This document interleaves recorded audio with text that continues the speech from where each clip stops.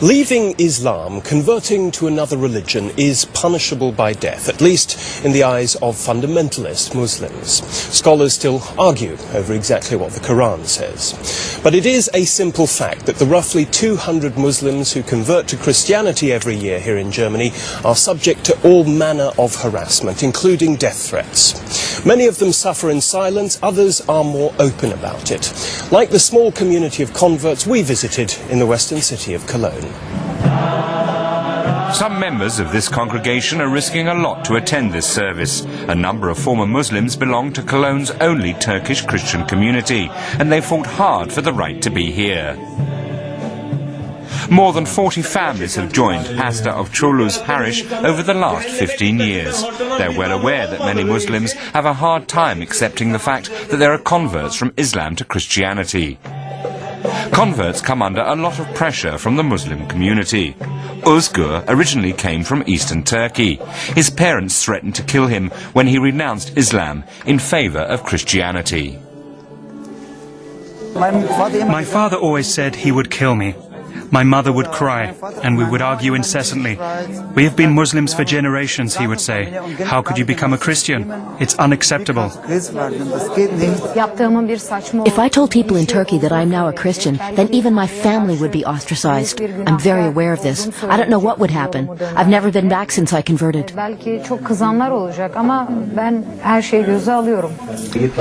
The church website has fielded threats, and most church members are afraid to criticize Muslims. They simply want to concentrate on their faith.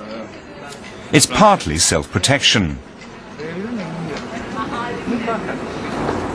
Mina Ahadi, a political activist from Iran, is a high-profile former Muslim.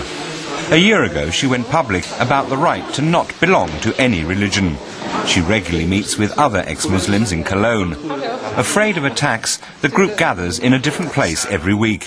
Over 400 German ex-Muslims have joined Ahada's initiative, which seeks to keep politically motivated Islam from interfering in matters of private faith, a problem even in Germany. For weeks, she needed police protection after receiving death threats from religious fundamentalists.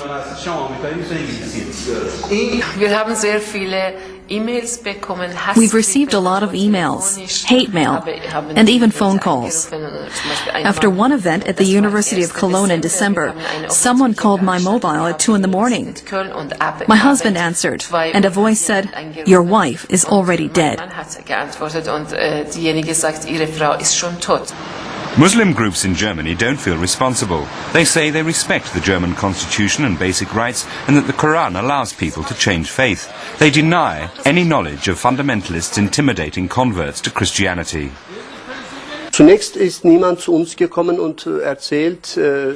No one has ever come to us and told us that they are being threatened.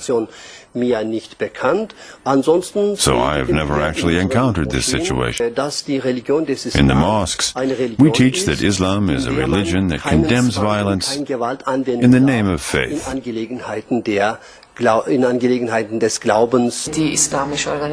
Muslim organizations are to blame because there is so much propaganda against infidels in the mosques. They believe that you cannot leave the Islamic faith, and that if you're once a Muslim, you're always a Muslim. So what we have done is a sin. Islam is incompatible with religious freedom, says Nazim Ben Iman. He used to be a radical Muslim. Today he's an equally radical Christian and a missionary too. He thinks the German government is making a mistake by seeking dialogue. Those involved need to have their say about how it feels to be persecuted by the Muslim community. People only ever want to talk about integration and whether it's working and so on. But that means that certain issues are simply overlooked.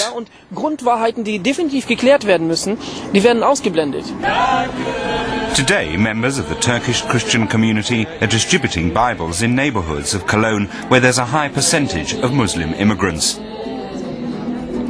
Many strict Muslims consider this a provocation. A lot of people say I should become Muslim again. Young people even say to me, "If you once were Muslim, and I kill you now, then I would go straight to paradise." Church leaders in Germany consider proselytizing to Muslims a controversial act that tends to provoke conflicts. Pastor Avciolu has a low opinion of the politics. He sees his mission as a response to the oppression of people of different faiths in Muslim countries. We would never be able to do in Turkey what we do here. Our brothers and sisters in Turkey cannot. But in Germany, we have the opportunity to spread the word.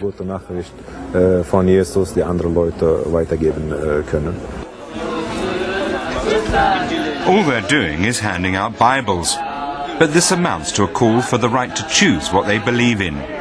A call they hope the Muslim community in Germany will soon start to heed.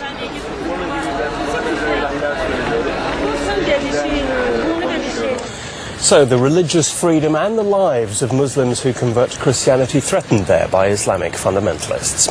What do you think? Is enough being done to protect them, or are they being left on their own? Give us your views in our website forum. Should governments do more to protect people who leave Islam?